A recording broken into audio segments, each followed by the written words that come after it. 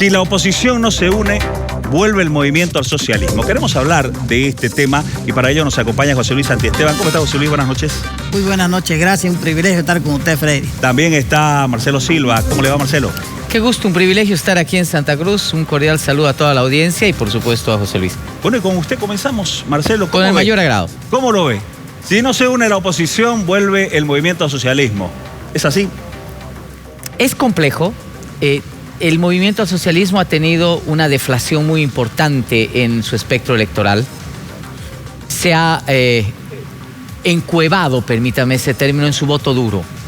Creo que ha tenido errores estratégicos que lo han dejado como un partido que es incapaz de ensanchar su electorado.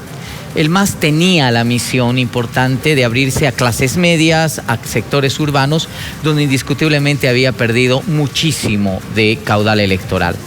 El encuevarse en su voto duro no deja de ser importante, pero no es suficiente para ganar elecciones. Y eso es algo que es importante tomarlo en cuenta.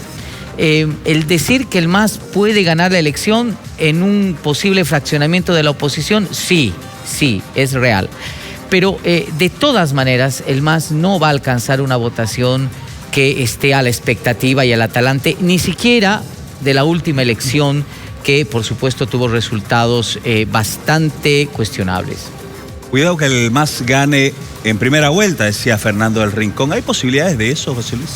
A ver, lo primero que hay que establecer que el MAS, en el análisis que se hace del MAS con las tendencias electorales para este proceso, del 64% que sacó, ahora no pasa el 26%. Es decir, esas son las tendencias. Entonces ha bajado 38 puntos. Quiere decir que más de 1 millón de votos ha perdido en menos en los últimos 5 años. En el último proceso electoral, ese era su caudal de voto del 2014. A partir de ahí, el análisis es que la nomenclatura electoral no permite que el MAS pueda ganar en primera vuelta porque tiene que sacar 40% y la diferencia 10, pero 50 más 1. Entonces, está muy lejos. ¿Por qué, Freddy? Porque había una regionalización del voto que no permite que el voto útil, al margen que no vaya a ser posible, pero el MAS ha caído. En Santa Cruz tenía 49% en la última elección y ahora no tiene más que 12 o 15%. Es decir, el caudal de votación en el padrón electoral cruceño es 25% y es muy difícil que el movimiento al socialismo llegue al 40% con una diferencia de 10. ¿Por qué? Porque la regionalización del voto, reitero, pero también, se puede dar el voto útil, pero en menor proporción. Y eso hace que el movimiento al socialismo haya caído en regiones importantes. Cuando uno mira el caudal de votación en La Paz, por ejemplo, antes no bajaba de 3 y 4 senadores. Es decir, no bajaba el 50%, ahora tiene 35%. Cuando uno mira el caudal en Cochabamba, por ejemplo, lo mismo, 35%. Entonces, el MAS ha caído 38 puntos y es muy difícil que recupere, porque como decía Marcelo, hay un voto encuevado en su voto duro y ese voto duro es muy difícil ya que lo supere. Yo creo que el MAS llegó a su techo y es muy difícil que supere, porque ese 70% que no quiere que vuelva al MAS, aún fraccionado en los demás partidos, solamente van a quedar entre 3 y 4, o sea, en la carrera electoral más adelante. José Luis, Marcelo, vamos a seguir con este análisis, pero tenemos opiniones que llegan desde fuera de nuestras fronteras. Ya establecemos el contacto con Piedad Córdoba, activista, congresista de Colombia, que va a formar parte de esta charla aquí en Uno Decide, en el arranque de este nuevo ciclo de programas. ¿Cómo está, Piedad? Buenas noches. Muy buenas noches, un saludo muy cálido, muy fraterno para todos los que nos escuchan, para todos los que nos ven, y pues de manera muy especial a ustedes que son los invitantes a esta conferencia tan interesante, Friedrich, y con el mayor de los gustos pues atiendo y sobre todo pues me dirijo a coadyuvar con algún comentario que sirva a la democracia boliviana y sobre todo a la tranquilidad política y a la paz política en el país. ¿Hubo fraude en las anteriores elecciones, Piedad? ¿Cómo lo ve usted? Pues hombre, yo con muchísimo respeto tengo que decir que no creo que el presidente Evo, después de las cifras tan impresionantes durante su gobierno que logró, como por ejemplo una de las mejores economías no solamente de la región, sino del mundo, con un crecimiento económico, además ratificado por el FMI, por el BID, por muchas de las organizaciones que tienen que ver fundamentalmente con estas calificaciones y sobre todo con una modernización del país, tenga o pueda tener necesidad de hacer un fraude. Lo que ocurre, y eso sí lo quiero decir de manera muy contundente en la región últimamente, y esto en el caso, por ejemplo, de Rafael Correa, o en el caso de Lula da Silva, o en el caso de Cristina Kirchner, es que asistimos a una judicialización de la política y sobre todo a una organización de Estados americanos al servicio de unos intereses protervos que no ayudan ni coadyuvan a que la gente tenga una opinión libre, una opinión objetiva, sino que conducen la opinión para descalificar realmente a quienes de alguna u otra manera han venido haciendo y tomando decisiones de gobierno muy importantes, como es en el caso de Bolivia. O sea, me parece realmente muy preocupante. Cada vez más instituciones a nivel mundial como estas pierden legitimidad, pierden credibilidad, porque están más al servicio de multinacionales del sistema financiero internacional, que son quienes gobiernan y quienes desestabilizan el gobierno, como es el caso de países de la región. Piedad, ¿cómo ve al movimiento al socialismo sin la figura de Evo Morales, que quedó inhabilitado para las próximas elecciones?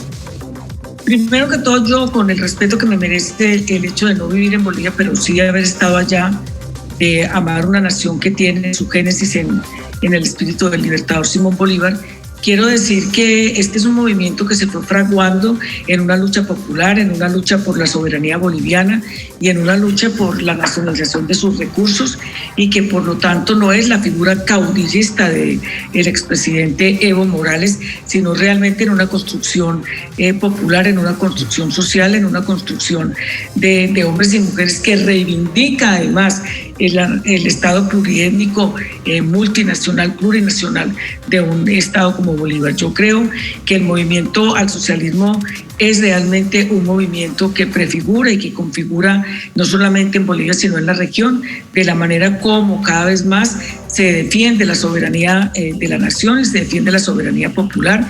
Y yo creo que la alianza que se puede hacer en un momento determinado por otros sectores para impedir el acceso al poder, que fue para mí y lo que tenemos conocimiento en América Latina, es fundamentalmente un raponazo fuerte a lo que era precisamente ese gobierno, y por lo tanto pienso que lo que no puede haber es un con más, es decir, todos contra el más, sino realmente una democracia que garantice efectivamente que sectores de la oposición, como lo han venido haciendo y que no lo han hecho realmente como muchos consideramos, pueda el MAS tener todas las garantías y todas las posibilidades y todas las oportunidades. Mire, yo quiero ahondar en algo que me parece muy importante.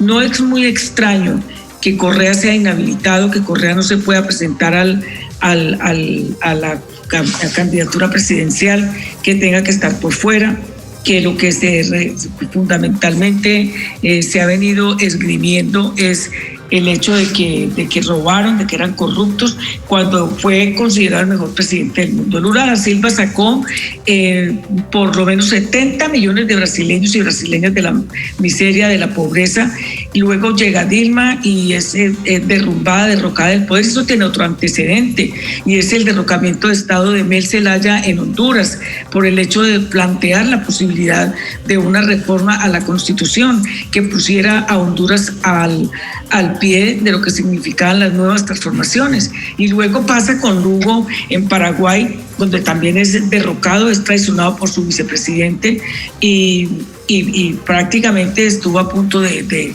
ir a la cárcel. ¿Y qué decimos de Argentina, donde ocurrió lo que ha venido ocurriendo de la judicialización de Cristina Kirchner, que es la vicepresidenta del país, y que vuelven y llegan, que es lo que va a ocurrir en el sentir de mucha gente en Bolivia, donde el malestar de la gente, donde la inconformidad, y sobre todo algo que con mucho respeto quiero decir, que es el hecho de que haya unos medios de comunicación que manipulen, que tergiversen, que generen una opinión errática frente a lo que ocurre, pero que fundamentalmente tratan de darle a la opinión pública la imagen y la sensación de que todos los presidentes de la región que no están a la orden de los designios del imperio norteamericano, son corruptos, son ladrones, son incapaces, pero las cifras son muy contundentes. Si usted me lo permite, yo las quiero recordar aquí porque me parecen importantes. O sea, yo creo que una de las decisiones más conflictivas que tomó el expresidente Evo o el presidente Evo fue la nacionalización de las empresas y de los recursos de hidrocarburos del país. Es importantísimo cómo creció el Producto Interno Bruto en Bolivia, que fue en 13 años llegó a un crecimiento del 327% y llegó a 44.885 millones de dólares en el 2018. Es más, ustedes saben que el Fondo Monetario Internacional no es un instrumento o una instancia al servicio de muchos de estos gobiernos de la región, pero el Fondo Monetario Internacional dijo del crecimiento de un 3.9% de la economía del país boliviano, el colchón financiero, o sea, los depósitos y aportes de 53.269 millones de dólares. O sea, el ingreso anual per cápita subió de 1.120 dólares a 3.130 dólares. Es decir, Bolivia es el segundo país con mayor crecimiento en el 2005 de una deuda externa que prácticamente con las acciones de gobierno fueron increíblemente mejorando. Y es más, hay una cosa muy importante, o sea, le devuelve la autoestima al país, le devuelve el reconocimiento de una mayoría indígena que fue capaz y que tuvo la posibilidad, es más, y negra, de llegar a los estamentos del legislativo, de estar en el legislativo, de llegar a cargos importantes de poder y de recorrer el mundo evidenciando y demostrando una acción de gobierno supremamente importante que se ve, yo diría, atravesada por una serie de estrategias de descalificación, de desprestigio, de infundios, para descalificar la figura de una persona que de la mano de la mayoría de la gente arriba a Bolívar a un sitio supremamente importante, no solamente allá mismo, sino dentro de lo que significa la democracia en el mundo. Piedad, ¿cómo calificaría usted la gestión que viene desarrollando el gobierno transitorio, el gobierno boliviano transitorio a la cabeza de Yanine Áñez? Bueno, yo quiero ser muy respetuosa porque pues no creo, sobre todo yo que soy colombiana, en Colombia que estamos atravesando una situación tan supremamente caótica en este momento, 53 masacres en lo que va ocurrido del año, una insurrección popular desde los jóvenes durante los últimos 3 días por el asesinato de una manera brutal de un abogado en Bogotá que lleva 13 muertos en los últimos días. Como para tener la posibilidad de calificar de manera contundente el gobierno. A mí me parece que es un gobierno sin legitimidad. ¿Por qué razón? Porque esto es un golpe de Estado, míresele por donde se le mire, y porque muchos de los que tenemos objetividad y criterio en el análisis de la región, tenemos claro que la OEA ha sido realmente puesta al servicio de la desestabilización. En Colombia la OEA no ha jugado un papel nada significativo. Hemos tratado en muchas de las ocasiones que vengan a Colombia a mirar la grave crisis humanitaria que hay en el país, pero ellos están más interesados en descalificar a Venezuela, en descalificar a Cuba, en descalificar a Bolivia, en descalificar toda una propuesta diferente que tiene errores, que tiene defectos, que tiene problemas como tiene todo gobierno, y más un gobierno que en un momento determinado, cuando llega a un clímax de dificultad, pues obviamente que tiene que tener calificación. Yo no comparto el golpe de Estado, yo no comparto el hecho de que, por ejemplo, la pandemia en Bolivia como en Colombia, eso se parecen mucho, ha sido una pandemia donde la cantidad de muertos, la incapacidad de la institucionalidad de salud, de la institucionalidad pública, no ha sido capaz de hacer frente a los inmensos problemas que ha generado la pandemia, que se van a ver reflejados en la situación económica que vive Colombia y que va a vivir Bolivia también, porque precisamente pues esta situación genera desempleo, genera caída de empresas, genera brazos caídos, genera un desfalco de las finanzas públicas que, vuelvo y reitero, que para nosotros los que miramos desde afuera estábamos absolutamente seguros de las cifras, porque es que los números sirven para eso.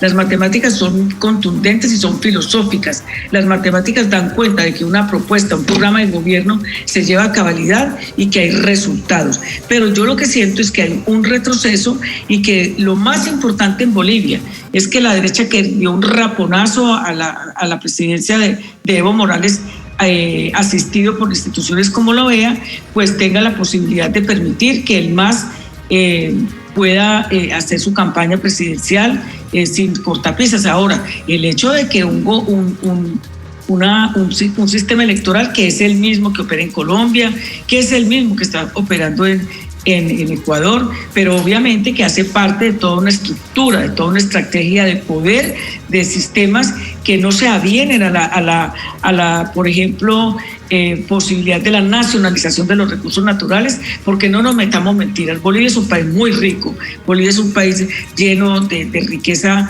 en recursos materiales, como por ejemplo el coltan, que es un recurso natural necesario para mucho de lo que significa la tecnología en el mundo, y que obviamente quienes hoy dicen que Evo es un corrupto, que es un ladrón, que es un violador, y todo lo que se ha venido diciendo, pues obvio, es la narrativa que se quiere colocar, que se quiere instalar, porque detrás de ello, como en Venezuela, como en Cuba, en Colombia no lo necesitan hacer, porque es un gobierno y un sistema que ha venido entregado precisamente a las multinacionales, al sistema financiero, y por lo tanto aquí no tumban a nadie porque no lo necesitan hacer. Lo único que hacen, sí, muy grave, es matar y asesinar líderes y lideresas sociales para que no lleguemos al poder, para que no tengamos la posibilidad de transformar. Por lo tanto, refiriéndome concretamente a su pregunta, yo no lamento mucho, además, y eso me permite decir que no las mujeres, porque seamos mujeres, somos mejores. Esos esencialismos están quedando derrumbados en el decurso del tiempo, porque precisamente la figura de una mujer, como fue la figura de un negro en Estados Unidos con el presidente Obama, es muy proclive a captar voluntades, porque la política se mueve con emociones. Bien, Piedad, quédese con nosotros, por favor, porque estamos haciendo un análisis también aquí de todo lo que está dejando esta primera noche en Uno Decide, las intervenciones de cara, por supuesto, a las elecciones del 18 de octubre. José Luis, ¿qué le parece las apreciaciones de Piedad Córdoba? A ver, hay que tres apreciaciones sobre lo que dice Piedad. Primero, de que el fraude electoral no se da porque lo dice la OEA, o lo dice, opina UNASUR, etcétera, etcétera. Se da por hechos delictivos cometidos dentro del Tribunal Supremo Electoral. Hay un proceso penal instaurado, hay una acusación formal, hay detenidos que han declarado incluso cómo, y entonces una cadena delictiva que se procede a realizar antes del proceso y después del proceso. Es decir, y ahí van a venir después los responsables. Evo Morales no está sindicado como principal autor del fraude. Los autores inmediatos están ahí, son vocales. El segundo elemento es que veo de que nunca hubo en Bolivia golpe de Estado, porque hubo una sucesión constitucional. Y un golpe de Estado, aún así, de poner por la fuerza a un presidente, ha habido una cadena de mando que ha renunciado, es decir, cadena de sucesión constitucional. ¿Cómo puede ser golpe de Estado en el Poder Ejecutivo y en el Poder Legislativo? Entonces, perfectamente ha podido asumir la presidenta de senadores que estaba en ese momento. Es decir, ha habido una renuncia voluntaria, ha habido una salida voluntaria del presidente y el vicepresidente. Entonces, todo el criterio, o sea, Piedades cae por su propio peso de acuerdo a todos los acontecimientos internos. Es más, la propia Asamblea, donde tiene 2/3 el MAS, ha aprobado la ley 266, ha reconocido el fraude y ha anulado el proceso del 20 de octubre. Y el tercer elemento, el retroceso que habla Piedades, es decir, lo que está viviendo Bolivia obviamente es una crisis de Estado. Una crisis de Estado producto de la desinstitucionalidad durante 14 años. Cuando se aprueba la Constitución el año 2009, en febrero del 2009, y entra en vigencia, todos los bolivianos confiamos en que ese pacto social nos iba a unir, es decir, unir a través de la institucionalidad del Estado, es decir, tener una justicia transparente, autónoma, tener una Contraloría, una Procuraduría, una Fiscalía que funcione autónomamente, y eso no se da, es decir, hay una cooptación del poder, es decir, hay un engaño a la fe pública por parte del MAS y de Evo Morales, ¿no es cierto?, a través de la Constitución, ¿no es cierto?, y decía que la justicia la iba a exportar esa justicia que ya todos conocemos, el Estado calamitoso. Entonces, esa crisis de Estado precisamente que hay en este momento es producida por los 14 años de desinstitucionalidad del Estado, pero es producida también, ¿no es cierto?, por la eternización, por la perpetuidad del poder. No nos olvidemos nosotros que ha habido 3 momentos importantes en Bolivia. Ese proceso desinstitucionalizador es con tal ponerse por encima de la soberanía del pueblo, desconocer un referéndum, eso es lo que no sabe Piedades. Y el tercer elemento, cometer un fraude, es decir, la cereza, ¿no? Entonces, ese ha sido el proceso. Producto de ese proceso es que nos encontramos en este momento en una crisis de Estado y en pleno proceso electoral. Hubo fraude, no hubo golpe de Estado. Marcelo. Es bueno puntualizar que la visión externa siempre es constructiva, para que no nos miremos el ombligo únicamente, ¿no? Sin embargo, las visiones externas a veces tienen elementos que son indiscutiblemente sobrepasados o no tomados en cuenta y que son importantes. El primer elemento en relación a lo que se dijo anteriormente, a lo que dijo Piedad, es de que indudablemente el MAS todavía representa a ciertos sectores populares de una Bolivia nacional popular, y ningún partido político ha logrado siquiera tratar de ingresar a disputar ese voto, ¿no?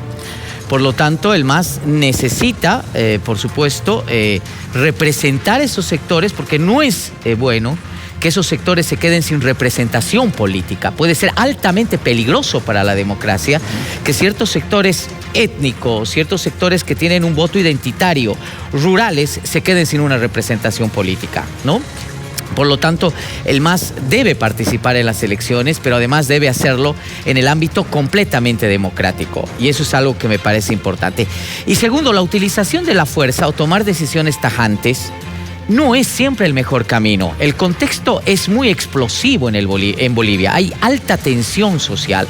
Por lo tanto, el sugerir que se debería haber tomado esto y se debería haber tomado esta decisión fuera, es muy fácil decirlo fuera, pero dentro, por supuesto, conlleva bastantes situaciones. En lo que nos dice Piedad, hay 2 cosas que son fundamentales. El primer elemento que uno obvia es de que el 21 de febrero del 2016, ante una consulta popular, el pueblo mayoritariamente le dijo a Evo Morales que ya no quería tenerlo más en el poder, que ya no quería que Evo Morales vaya a la repostulación presidencial.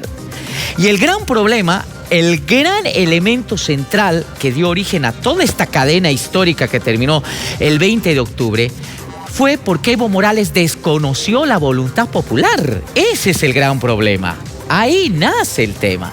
Entonces no podemos ver solamente el tema coyuntural de que Evo hizo la economía, creció. Está bien, de acuerdo. Pero el gran problema es de que Evo no hizo caso a la voluntad popular. Se rió, se burló del voto popular, y ahí está el gran origen del problema. Y el segundo elemento es de que un proyecto político, y estoy de acuerdo que deben haber proyectos políticos, no puede depender únicamente de la presencia de una persona. Los proyectos políticos tienen que tener renovación en el momento preciso. Y el gran problema de Evo Morales es que quiso eternizarse en el poder político. Hizo un atajo al pedirle al Tribunal Constitucional que apruebe algo que en las urnas perdió. Y ni siquiera lo hizo de una manera leve, lo hizo de una manera radical, es decir, de una reelección indefinida. Ese es el gran problema, y eso es lo que se da origen. Creo que esos detalles eran importantes apuntarlos en relación a los análisis que hemos visto hoy día. Claro que sí. Bueno, estamos intercambiando ideas, ¿no es cierto? Piedad, seguimos con usted. Hemos escuchado a José Luis, hemos escuchado a Marcelo. Ellos dicen, el problema fue que Evo quiso eternizarse en el poder y en busca de aquello cometió fraude. No hubo golpe de Estado por parte del gobierno transitorio de Yanine Áñez. ¿Qué dice usted? A ver, hombre, lo primero que yo tengo que contextualizar en esto de manera muy clara es que indiscutiblemente, como decía alguno de los panelistas, nosotros tenemos una visión por todo lo que se va diciendo, no solamente en CNN, que uno sabe que siempre va a estar en contra, en NTN 24 que siempre va a estar en contra, sino con académicos, intelectuales, militantes, ciudadanos y ciudadanas que a través de algo que ya es absolutamente contundente, que son las redes sociales, van trasladando información hacia, no solamente hacia Bolivia, sino a todas las partes del mundo. Yo les voy a decir con toda franqueza, a mí me parece muy extraño que un presidente que hizo y que logró tanto desarrollo en el país sea el presidente más detestado y más odiado y más despreciado. A mí esto me retrotrae a la época de Bolívar, entre otras cosas, con Sucre, el padre fundador de la República Boliviana. Y es el hecho de que, por ejemplo, cuando Bolívar estaba en su campaña, cuando logró la libertad de la República, salió no solamente expulsado de Colombia, sino de Venezuela y de todas partes. Y desde ahí hay una narrativa que impidió, como en el caso de Allende, no se les olvide que Allende llega al poder con un voto popular muy importante que fue bloqueado para no lograr los avances que requería el pueblo chileno y que pues obviamente fue derrocado y pierde el poder gracias al apoyo en su momento de los Estados Unidos. A mí me parece que, por ejemplo, el vicepresidente en su momento, una persona de altas calidades, un académico, un intelectual, una persona dedicada a Bolivia, no creo yo que se hubiera prestado para hacer un fraude. Ahora, yo sí creo que el presidente no tenía el acompañamiento de las fuerzas militares que renunciaron inmediatamente, lo cual le quita la fuerza y la posibilidad y el temor que tenía toda América de que Evo fuera asesinado ni si se quedaba en Bolivia. Y sobre todo que hay algo que es importantísimo. Mire, una de las discusiones más fuertes en Colombia es el sistema electoral. Aquí se roban las elecciones de la manera más impresionante y sobre todo con un fenómeno que afortunadamente ustedes no lo tienen y que ojalá no les llegue, que es el fenómeno paramilitar, que hoy da cuenta de una serie de asesinatos, que hoy da cuenta del rompimiento de los acuerdos de paz, pero que fundamentalmente logró prácticamente en su momento y todavía quedarse con las elecciones. Yo respeto eso y en eso yo tengo que ser lo mínimo de sensatez, y es que los panelistas conocen más que yo la realidad boliviana, porque yo no vivo en Bolivia, pero sí me instruyo, sí me ocupo y sí creo. Ahora, Piedad, ejemplo, si me permite, dime. Por favor, quería preguntarle lo siguiente, y siempre sobre la misma línea. El 21 de febrero de 2016, Evo Morales se somete a un referéndum que debe ser de las máximas expresiones de la democracia, ¿no es cierto? En pocas palabras, él en ese referéndum pregunta a Bolivia si es que le daban permiso, para que se entienda en sencillo, si es que le daban permiso de volver a postularse buscando nuevamente la presidencia de nuestro país. Se llevó adelante este referéndum y Bolivia le dijo no nos interesa aquello. Evo Morales siguió en esta búsqueda de llegar nuevamente a la presidencia, aduciendo que se trataba de un derecho humano. Legalmente él estaba impedido, se había llevado a un referéndum, le dijeron que no y aún así él insistió. ¿Qué opina de eso, Piedad? Hombre, yo creo que la política es muy dinámica y las sinergias y sobre todo el día a día, el devenir de la política, y en ese caso yo diría que la pretensión y el afán de muchos sectores como el MAS que lo apoyaban, y en eso coincido también en alguno de los panelistas, y es en el hecho de que el MAS no es solamente Evo, el MAS es mucho más que Evo, porque es un movimiento popular, es un movimiento que tiene composiciones no solamente étnicas, sino también composiciones que tienen que ver con el discurso económico y social y político de la nación. Razones que yo pues realmente no puedo discutir a profundidad llevaron al presidente Evo a insistir en unas elecciones, pero vuelvo y le reitero con toda franqueza.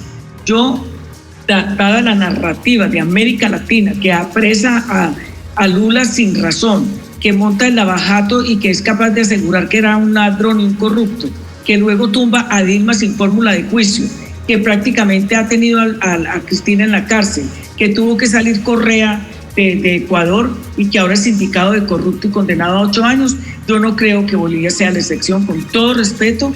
Creo que todos los de la oposición tienen todo el derecho de aspirar a ganar, pero ojalá esto no devenga en sangre ni en situaciones que se tengan que lamentar.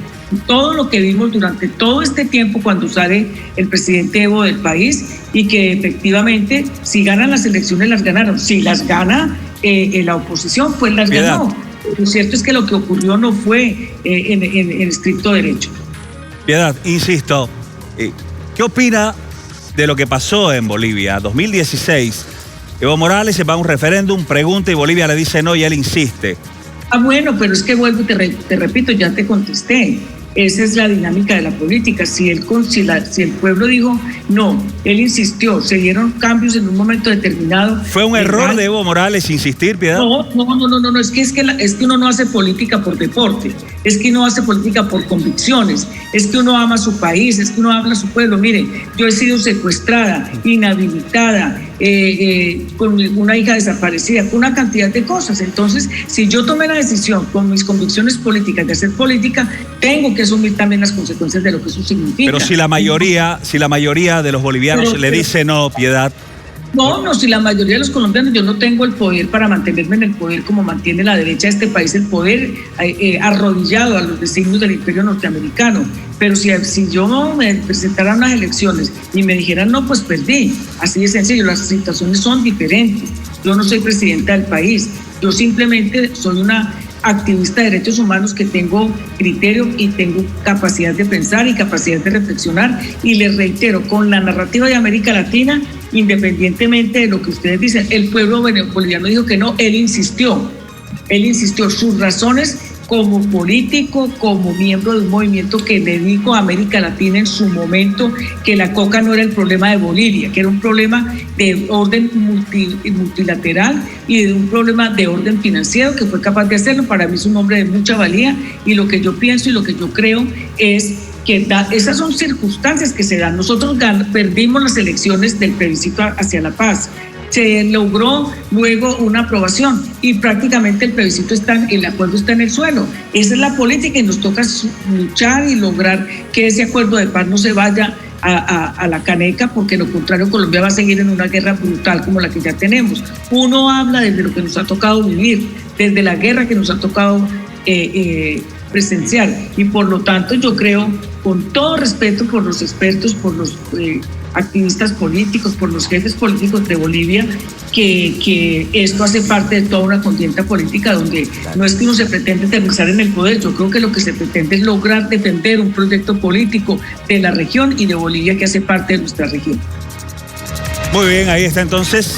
Si me dicen que no, pues perdí, dice Piedad Córdoba en relación a la pregunta que le hemos hecho aquí en Uno Decide, en relación a aquel referéndum, ¿no es cierto?, de 2016, 21 de febrero, cuando Bolivia le dice no a Evo Morales en sus aspiraciones de repostularse a la presidencia de nuestro país. Ya estamos con el cierre prácticamente del programa. José Luis, las conclusiones, puntos importantes después de todo lo que hemos escuchado. El primer elemento que nos toca este proceso electoral es una crisis de Estado.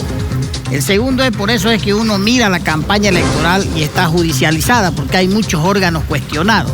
Entonces, a partir de ahí, lo que se va a escuchar siempre es quién puede o no encerrarlo al MAS, quitarle las siglas, etcétera, etcétera. Entonces, y fíjense ustedes que muchos temas electorales los hemos llevado a la justicia. Y ese es un tema que va a entorpecer. ¿Qué debería hacer la oposición? Principalmente lo que debería hacer es preocuparse por conquistar, por buscar el voto emocional, por buscar el voto sentimental, para ver si ahí, por ejemplo, ese 70% se puede encantar por cualquiera de los candidatos. El otro elemento de fondo que veo es de que conforme pase la campaña deberían aprovechar los opositores los 30 días de medios de comunicación. Es decir, es importante que la gente conozca sus propuestas vía medios de comunicación. Es decir, hay espacios que son autorizados por el Tribunal Supremo Electoral, tendrán que pagarlo hoy los partidos porque ya no se está financiando, y a partir de ahí los 30 días esos son vitales para que la gente pueda y el ciudadano pueda diferenciar quién es el que mejor puede solucionar los problemas del país. Marcelo. Quiero poner énfasis en algo, si me permites, por favor. El primer elemento es de que estamos ante una elección extraordinaria. No solo por la pandemia, sino fundamentalmente porque el país tiene desafíos muy importantes que solucionar. El tema económico, el tema político, que no está resuelto, y por lo tanto el tema social. El próximo gobierno va a ser, en tiempos históricos, un gobierno de transición. Y si es un gobierno de transición, va a tener que enterrar lo viejo y empezar a construir lo nuevo. Y eso generalmente en política no es muy fácil, como se escucha. Tienes problemas Tiene que ser un gobierno que esté abierto indudablemente a los pactos, a los criterios de alianzas, pero también a buscar la gobernabilidad social. Y buscar la gobernabilidad social es muy complejo. No solamente basta con tener una mayoría en la Asamblea Legislativa Plurinacional, sino que es muy importante también ir tras los sectores corporativos, movimientos sociales, los sectores de lobby como las confederaciones de empresarios, la CAO, CAINCO. Es decir, tenemos una parafernalia de sectores que indudablemente tienen una influencia fundamental en la toma de decisiones. El próximo gobierno tiene esa decisión, tiene la llave de entrar a construir un nuevo proceso que vaya a delinear lo que va a ser el Estado boliviano dentro de los próximos 20 años. ¿Y por qué digo 20 años? Porque esos son los ciclos históricos que viven los procesos políticos en el país. No viven más de 20 años, ¿no? Por lo tanto, el hecho de que el ciudadano decida su opción política no solamente tiene que estar enmarcada en los ámbitos emocionales, sino yo diría e invito a que uno decida en función de los aspectos propositivos, racionales y por supuesto que el voto ciudadano en esta elección extraordinaria sea absolutamente responsable. Amigo televidente, sopese programas. Vea usted qué es lo que nos ofrecen, qué es lo que nos dicen los candidatos acerca de las propuestas y por supuesto del diagnóstico de crisis que me parece importante. Y en ese sentido, creo que el programa va a ser de altísima utilidad. Muchas gracias, Marcelo. Estamos con Piedad Córdoba. Ya cerrando prácticamente el programa, Piedad, por favor, sus conclusiones. Bueno, primero que todo reitero mi agradecimiento por la invitación a participar en un programa que es muy importante para toda América Latina en términos de llenar de elementos y de argumentos precisamente el debate que se sucede en Bolivia y en la región. Fundamentalmente, primero que todo, yo creo que lo más importante en un proceso electoral extraordinario, como se está diciendo en este momento, es que todo el mundo tenga garantías para participar y uno no gana por W, es decir, porque haya contrincantes importantes que no se pueden presentar, porque hay elementos de judicialización que lo impiden en este momento de ahora. Obviamente que reconozco que no puedo hablar de la dinámica diaria de lo que está ocurriendo en Bolivia, pero vuelvo y les reitero, yo creo que las cifras son contundentes. Yo no creo que el hecho de que el Fondo Monetario Internacional, pues que no está adscrito a la Internacional Socialista ni al comunismo, haya dado cifras tan contundentes de donde yo las extraje además y de lo que uno lee permanentemente. Hace mucho tiempo yo no tengo contacto con el presidente Evo Morales, pero obviamente que como una persona interesada en el devenir político de la región, pues obviamente me intereso, me preocupo y sobre todo lo que tengo que decir es que Bolivia atraviese este proceso con toda la capacidad y toda la posibilidad de sacar del caos institucional que ustedes mismos dicen que hay, adelante, y que sea realmente la posibilidad de defender lo que nosotros defendemos, a los seres humanos, a las personas, al bienestar de la gente, no simplemente a que hayan multinacionales y multinacionales financieras que no les parece bien que se hayan nacionalizado los recursos en beneficio de los pueblos, sino que tienen que volver a ingresar a las arcas y a los bolsillos de unos cuantos. Por lo tanto, me reitero en la posición que he venido argumentando de que creo que fue un gobierno importante para el país, que fue un gobierno que le llenó de bienestar, pero sobre todo algo muy, muy importante también, y es que visibilizó sectores de la nacionalidad boliviana que antes no permanecían o que no tenían vida presencial en las decisiones del país. Yo me pregunto, son 14 o 13 años del mandato de Evo Morales, ¿cuántos años gobernó otros gobiernos que no tenían precisamente esas implicaciones y esas decisiones que beneficiaran al pueblo boliviano? Que una institución internacional diga que Bolivia es una de las economías más sólidas, más serias, que además lograron, por ejemplo, establecer avances científicos desde la bolivianidad, como por ejemplo el hecho de establecer plantas del coltan al servicio de los intereses de la nación, no son cosas de poca monta. Por lo tanto, yo sí creo y apelo a lo que dijeron algunos de ellos, a mirar programas, a mirar propuestas y a reconocer y a recabar en lo que se ha logrado hacer en el país. Yo pienso que lo que ocurrió no es normal. Vuelvo y les reitero, la OEA para mí y para mucha gente no representa ninguna legitimidad, es una vergüenza para toda la región, y por lo tanto me despido enviándoles un abrazo, diciéndole a la red, yo no soy narcotraficante, yo no tengo ninguna ninguna negocio en Bolivia ni en ninguna parte de América Latina. Yo soy una defensora de derechos humanos, soy una mujer que piensa, soy una mujer que discute, soy una mujer que debate, pero soy una mujer respetuosa de la autoridad.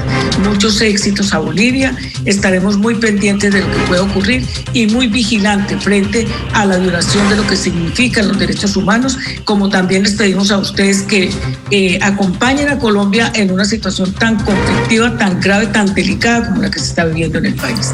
Un abrazo y muchas gracias.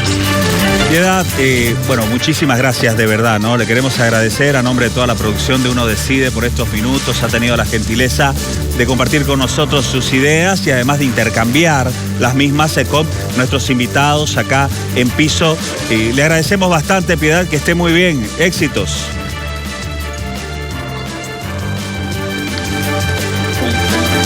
Muy bien, ahí la teníamos a Piedad Córdoba, activista, luchadora por la reivindicación de los derechos de la mujer. Incluso en su momento fue nominada al Premio Nobel de la Paz. Estuvo conversando con nosotros en Uno Decide.